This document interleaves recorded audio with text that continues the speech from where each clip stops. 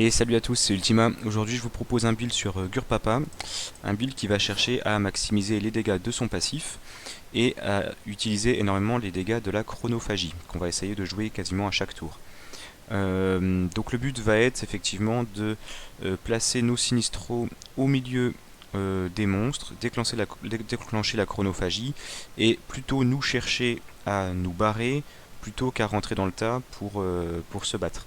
On n'est pas sur des builds un peu habituels où vous allez rentrer dans le tas, mettre des explosions, des rebonds. Là, on kite et on essaye de laisser nos Sinistros et notre passif faire le job. Donc au niveau des spells, on a nos 4 Sinistros pour vraiment ne jamais être à court. L'idée c'est vraiment de pouvoir en jouer un par tour minimum. Je vous verrai pourquoi je dis minimum après.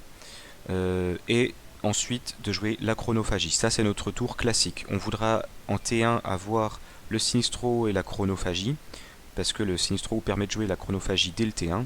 Et une fois que la chronophagie coûte 3 grâce au rembobinage, on peut faire ça tous les tours avec les Sinistros. À force de mettre des PA dans la réserve et grâce à l'anneau Fuego qui va de temps en temps réduire le coût des PA de nos spells, on va pouvoir jouer d'autres sorts à côté de ça. Donc sur certains tours, on pourra effectivement se barrer un peu plus grâce à la téléportation longue, faire plus de dégâts avec le protocole explosion, repiocher des Sinistros, ou encore des dégâts avec la brûlure temporelle. Voilà. À chaque fois, vous avez un choix. La brûlure temporelle que vous pourrez utiliser si vous avez plus de 3 PA dans la réserve, histoire de faire brûlure temporelle, consommer Sinistro par exemple. Consommer Sinistro devant pour se barrer, ça peut être pas mal. Voilà. Au niveau des compagnons, ces deux-là sont très importants. D'accord. Le reste, j'ai mis un peu au pif. J'ai mis Qatar parce que justement, je voulais un compagnon qui n'utilise pas de jauge feu, étant donné qu'on va jouer avec quand même des Sinistros qui vont générer de la jauge. C'est juste pour pas perdre les jauges bêtement. Sinon, si vous voulez sortir des compagnons un peu plus tôt, Chuchette, on ne la sort jamais par exemple. Vous pouvez jouer peut-être avec Shani qui peut avoir un peu d'intérêt. Ou encore avec le champion croulant. Pas tant pour la pioche, mais plutôt pour le fait d'échanger de place avec. Voilà, deux choix qui peuvent être possibles. Au niveau des anneaux, il n'y a pas d'anneaux qui sont incroyables avec ce build, puisqu'on n'utilise pas d'affinité, d'accord. On n'est pas mono-élément, on n'utilise pas de... Comment dire, on n'utilise pas d'effets boueux, huilés ou autres. Donc j'ai choisi l'anneau optimal pour avoir une main bien remplie, surtout parce qu'il donne PV de héros, attaque de héros. C'est des stats qu'on veut absolument, attaque de héros pour faire le passif, c'est plaisant, et PV de héros parce qu'on n'a pas de sustain dans le deck, donc des PV de base hauts sont intéressants. Ça nous permet également d'avoir plus de chances d'avoir notre combo dès le tour 1. C'est important d'avoir les deux là dès le tour 1, sinon on passe une game pas génial, il faut attendre le tour 2 avant de pouvoir faire quelque chose. L'anneau automatique qui pareil est un peu passe-partout, le CC magique c'est sympa. J'ai pas du tout monté les dons des spells. Il faut savoir que par exemple pour la brûlure temporelle, son critique est broken. Si vous arrivez à critique avec la brûlure temporelle au milieu de 3 ou 4 monstres, c'est feu d'artifice, vous allez déclencher 4 ou 5 explosions, ça va faire énormément de dégâts. Donc le CC magique est le bienvenu, plus de l'attaque de héros, de la pourcentage à toutes les magies, voilà, ça c'est le bienvenu. L'anneau Fuego qui est utile pour PV de héros, pourcentage aux magies, pourcentage d'explosion également un petit peu.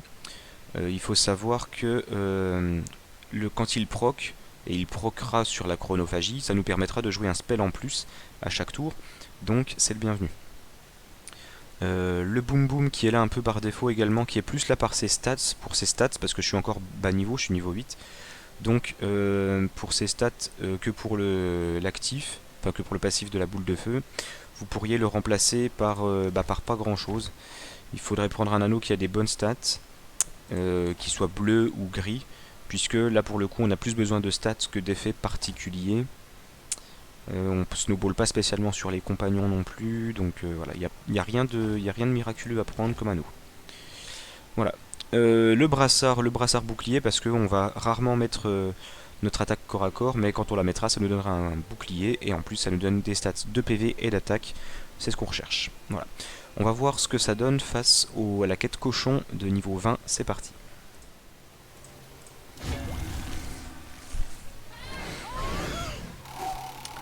D'accord, donc j'ai mon rembobinage. Je vais commencer par le Sinistro haut, comme ça je peux rembobiner T1.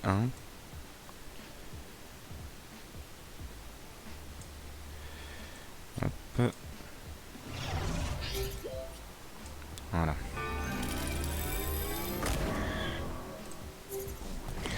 Ok, donc là je suis pas mal déjà pour commencer.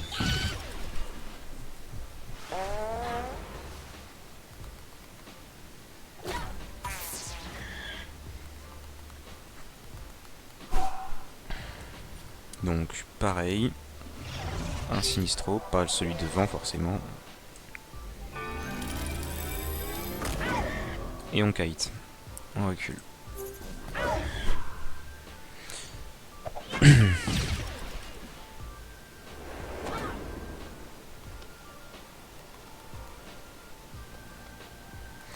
Alors là il y a un monde où je joue ça. Il y a encore un peu de monde. Donc on va juste faire ça.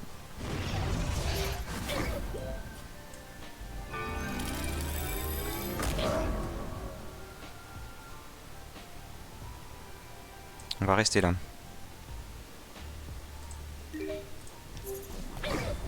On n'ouvre que 2 flancs comme ça. Et après on pourra se barrer avec le Sinistro R. Là ils vont me... Voilà. Je vais faire ça.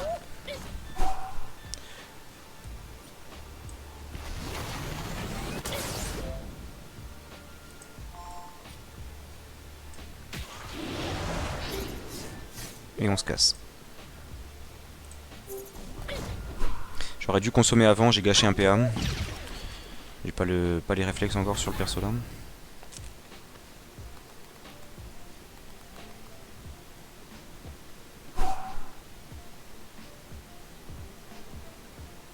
Là je vais peut-être pouvoir invoquer... Non, je vais pas pouvoir invoquer.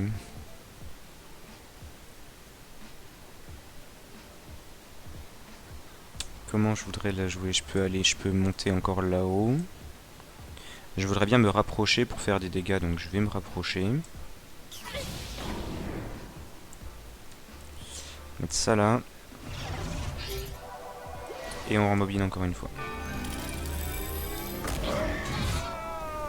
Hop là. Ok, donc il commence vraiment à prendre pas mal de dégâts là. Moi j'ai encore un peu de HP, c'est pour ça que je me rapproche.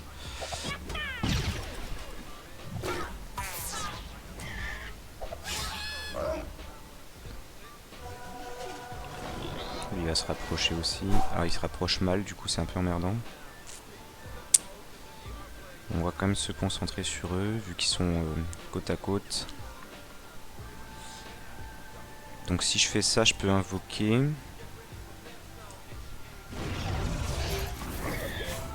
Ok, j'ai eu le spell là. Donc là je vais pouvoir me barrer en plus.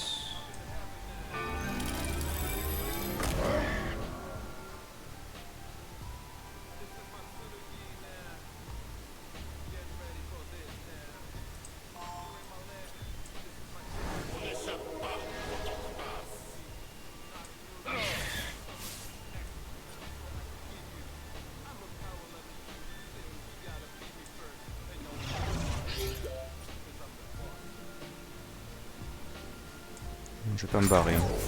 Faire un peu de dégâts. Bon, lui il serait mort dans tous les cas donc. Ah bah si je peux faire ça. Voilà. J'ai oublié que j'avais pas fait mon auto encore. Donc là voilà, ça devrait être win. Donc on génère pas beaucoup de jauge, hein. Vous l'avez compris. Alors, on va se la faire comme ça. J'ai plus de Sinistro, je pourrais en piocher, mais je peux faire ça. Ah bah. Je comptais pas trop là-dessus, mais pourquoi pas. Voilà. Voilà, donc le build est assez sympa à jouer. Ça change des builds habituels qui veulent absolument qu'on aille au corps à corps, foutre des explosions, foutre des rebonds. Là, on est sur quelque chose d'un peu plus kiting. C'est assez fun à jouer honnêtement et ça fait, je pense que c'est vraiment l'essence de Gurpapa. Voilà. Donc j'espère que le build vous a plu, que la vidéo vous a plu. N'hésitez pas à laisser un like, un commentaire et à bientôt pour une prochaine vidéo. A plus.